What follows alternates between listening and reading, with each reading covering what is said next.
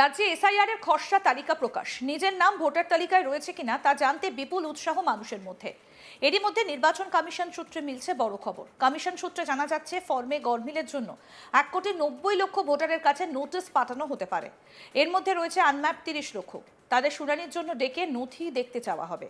আর কমিশনের এই পদক্ষেপকে কেন্দ্র করে গোটা রাজ্য জুড়ে হুলস্থুল পড়ে যাবার আশঙ্কা করছেন বিশেষজ্ঞরা। কমিশন সূত্রে জানা গিয়েছে, 2002 সালের ভোটার লিস্টে নাম নেই বা সেই ভোটার তালিকায় বাবা, মা, দাদু, দিদা বা পরিবারের কারো নাম নেই এমন 24,21,133 জনকে শুনানিতে ডাকা হতে পারে। যাদের বয়স 45 বছরের বেশি এমন 20,74,256 জনকেও ডাকা হবে নোটিশ দিয়ে। এবার প্রশ্ন হচ্ছে, 45 বছর কেন? কারণ যাদের বয়স এখন 45 তাদের 2002 সালের ভোটার তালিকায় নাম থাকার কথা। 23 বছর আগে শেষবার এসআইআর হয়েছে রাজ্যে। কারো বয়স এখন 45 হলে 2002 সালে তার বয়স ছিল 22 বছর।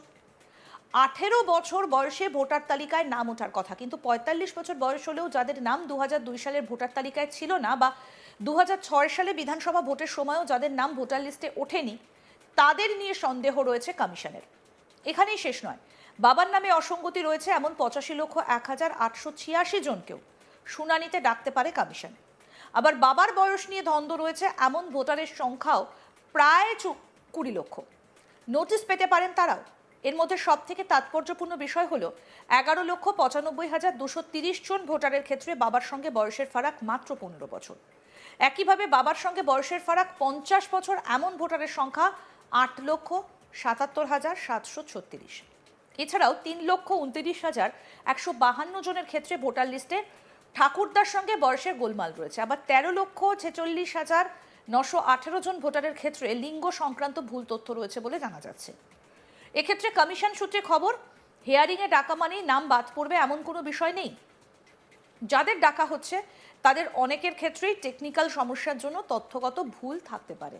তবে যাদের নথি সংক্রান্ত সমস্যা থাকবে, অর্থাৎ প্রয়োজনীয় নথি দাখিল করতে পারবেন না, তাদের নাম বাদ যাবে। সেক্ষেত্রে পরিস্থিতি এখন কোন দিকে যায় সেদিকেই নজর রয়েছে বিশেষজ্ঞ মহলের। আসুন বিষয়টা একটু আপনাদের বিস্তারিত জানাই। আমাদের কলিগ সুজয় ঘোষ বিস্তারিত পুরো বিষয়টা তুলে ধরেছেন। কি বলছেন, কি বলা হয়েছে নির্বাচন কমিশনের তরফ থেকে, আসুন জানাই। 1,90,00,000 এরকম নাম কমিশন তারা কিন্তু সন্দেহের তালিকায় রাখছে। সুজয়, এই যে তুমি 1,90,00,000 নামের কথা তুমি যেটা বললে, এই যে সন্দেহের তালিকায়, সাপোজ ধরো কারোর নাম এই সন্দেহের তালিকায় রয়েছে, তারা বুঝতে পারবেন কি করে? অনলাইনে যখন এপিক নাম্বার দিয়ে সার্চ করা হবে যে আমার নামটা ড্রাফটে এলো কিনা, তখনই কি সেটা দেখিয়ে দেবে হিয়ারিং বা সন্দেহজনক? কিভাবে বুঝতে পারবেন কেউ এই স্ট্যাটাসটা? একেবারেই যেটা কমিশনের তরফ থেকে জানা যাচ্ছে, যে বুথে যে ভোটার তালিকা, যে খসড়া তালিকা, সেই তালিকা ইতিমধ্যেই সমস্ত বুথে, মানে তোমাকে যদি বলি 80,000 বুথ আছে, সেই বুথে বিএলওদের পাঠিয়ে দেওয়া হয়েছে। সেখানে পরিষ্কার যে প্রিন্টেড কপি, হার্ড কপি, সেখানে পরিষ্কার লিখে দেওয়া থাকবে যে তিনি যে তথ্য জমা করেছে সেই তথ্য সঠিক নয়। এবং যদি যে কমিশনের তরফ থেকে যে ওয়েবসাইটে ইতিমধ্যেই আমরা যারা আজ থেকে এপিক নাম্বারটা দিয়ে আমরা যখন সার্চ করছি, সেখানেও কিন্তু ধরা পড়বে যে তার যে তথ্য মিসম্যাচ, মানে যে তথ্যটা তিনি যে দিয়েছিলেন বুথ লেভেল আধিকারিককে, যে ফর্ম ফিল আপ করেছেন, সেখানে কিন্তু সেটা দেখা যাবে বলে জানা যাচ্ছে। এবং তার নামটা যে তালিকাগুলো থাকবে, সেই তালিকায় অনেক জায়গায় দেখা যাবে তার আপডেটটা দেখা যাবে না। আমরা যখন দেখছি যে নতুন তালিকাটা যখন এপিক নাম্বার আমরা EC.net যখন দিচ্ছে এপিক নাম্বারটা, তখন পুরো ভোটার কার্ডটা যখন দেখাচ্ছে, তার নিচে একটা আপডেট বলে অপশন আছে, সেখানে পরিষ্কার দেখাচ্ছে যে তার ভোটার কার্ডটা কবে আপডেট হয়েছে, শেষ আপডেট। যেমন আমি আমার নিজের এপিক নাম্বারটা দেখাচ্ছে, আমার কালকের তারিখ দিচ্ছে 15/12/2025 এবং একটা টাইম দিয়ে দিচ্ছে।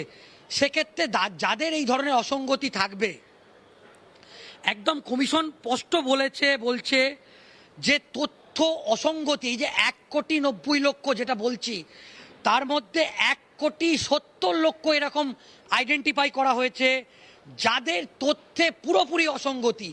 এবং কিরকম অসঙ্গতি যদি তোমাকে একটা দুটো উদাহরণ দিই, কমিশন তার ব্যাখ্যাও আমাদের কাছে দিয়েছে বা ইতিমধ্যেই 1,70,00,000 1,90,00,000 মধ্যে 1,70,00,000 পুরোপুরি তথ্যে অসঙ্গতি।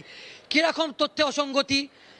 15 বছর আগে বাবা হয়েছেন এরকম তালিকা দিয়েছেন 11,95,230 জন, মানে 11,95,203 জন যে বাবা হয়েছে, যে 2002-এর সঙ্গে যে গার্জেন্টের নাম, অভিভাবকের নাম যেটা দিয়েছে, সেখানে দেখা যাচ্ছে 11 বছর আগে হঠাৎ করে তার বাবার নামটা এখানে অ্যাড করে তিনি ফর্ম ফিল আপ করেছে। 11,95,000 এইরকম ফর্ম কমিশন কিন্তু ইতিমধ্যে আইডেন্টিফাই করেছে। তারপর দেখা যাচ্ছে বাবা এবং মায়ের সঙ্গে বয়সের ফারাক। দেখো, বাবা এবং মা দেখা যাচ্ছে 50 বছরের বয়সের ফারাক দেখা গিয়েছে। এই রকম ফর্ম আইডেন্টিফাই হয়েছে 8,77,736টি ফর্ম। এবং তোমাকে আরও বলি যে নিখোঁজ ভোটার, মানে যে ভোটারকে এই যে ভোটার তালিকা খুঁজে পাওয়া যাচ্ছে না, প্রায় 12,12,274 জনের নাম। এবং শিফটিং হয়েছে, স্থানান্তরিত হয়েছে 19,91,966 জনের নাম। তবে ইতিমধ্যেই রাজ্যে এসআইআর এর খসড়া তালিকা প্রকাশিত হয়েছে। নিজের নাম ভোটার তালিকায় রয়েছে কিনা সেটা জানতে বিপুল উৎসাহ মানুষের মধ্যে। এরই মধ্যে নির্বাচন কমিশন সূত্রে মিলছে বড় খবর, যেটা জানা যাচ্ছে ফর্মে গরমিলের জন্য 1,90,00,000 ভোটারের কাছে নোটিশ পাঠানো হতে পারে। এর মধ্যে রয়েছে আনম্যাপড 30 লাখ। তাদের শুনানির জন্য ডেকে নথি দেখতে চাওয়া হবে। আর কমিশনের এই পদক্ষেপকে কেন্দ্র করে গোটা রাজ্য জুড়ে একেবারে হুলুস্থুলু পড়ে যাবার আশঙ্কা বিশেষজ্ঞদের। কমিশন সূত্রে জানা গিয়েছে যে 2002 সালের ভোটার লিস্টের নাম নেই বা সেই ভোটার তালিকায় বাবা, মা, দাদু, দিদা বা পরিবারের কারো নাম নেই এমন 24,21,133 জনকে শুনানিতে ডাকা হতে পারে। যাদের বয়স 45 বছরের বেশি এমন 20,74,256 জনকেও ডাকা হবে নোটিশ দিয়ে।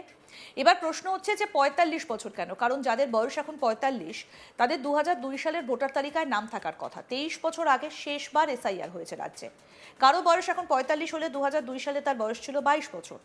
18 বছর বয়সে ভোটার তালিকায় নাম ওঠার কথা, কিন্তু 45 বছর বয়স হলেও যাদের নাম 2002 সালের ভোটার তালিকায় ছিল না বা 2006 সালের বিধানসভা ভোটের সময়ও যাদের নাম ভোটার লিস্টে ওঠেনি, তাদের নিয়ে সন্দেহ রয়েছে কমিশনে। এখানেই শেষ নয়, বাবার নামে অসঙ্গতি রয়েছে এমন 85,01,486 জনকেও শুনানিতে ডাকতে পারে কমিশন। আবার বাবার বয়স নিয়ে দ্বন্দ্ব রয়েছে এমন ভোটারের সংখ্যাও প্রায় 20 লক্ষ। নোটিশ পেতে পারেন তারাও। এর মধ্যে সবথেকে তাৎপর্যপূর্ণ বিষয় হলো 11,95,230 জন ভোটারের ক্ষেত্রে বাবার সঙ্গে বয়সের ফারাক মাত্র 15 বছর। একইভাবে বাবার সঙ্গে বয়সের ফারাক 50 বছর এমন ভোটারের সংখ্যা 8,77,737। আরও আপডেট পেতে দেখতে থাকুন আজ তাক বাংলা। সাবস্ক্রাইব করুন, নোটিফিকেশন পেতে বেল বাটন অপশন প্রেস করুন।